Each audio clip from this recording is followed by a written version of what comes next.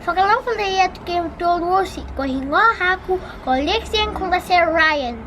Wai hawau he aho nei, ke tala hau e taha mena, ke lata moi Faahi Tapu Vagahau Niue. A mamanaki atu, ke Faahi Tapu Vagahau Niue. Koe matapatu he tau nei ne pehe. Whaliki e tau mumui, he tau atu hau a ke Vagahau Niue. Lay the foundation, give rise to Vagahau Niue for generations. Niue Language Week, Faahi Tapu Vagahau Niue. Aho, hango furu ma waru e o ke tapa, ke aho ua furu ma whae o ke tapa. Si manatu, ua whakatali ke tahani e Faahi Tapu. Lari ke Vagahau Niue tu mau, ke ai mase e Vagahau Niue ha tautoru. Karanga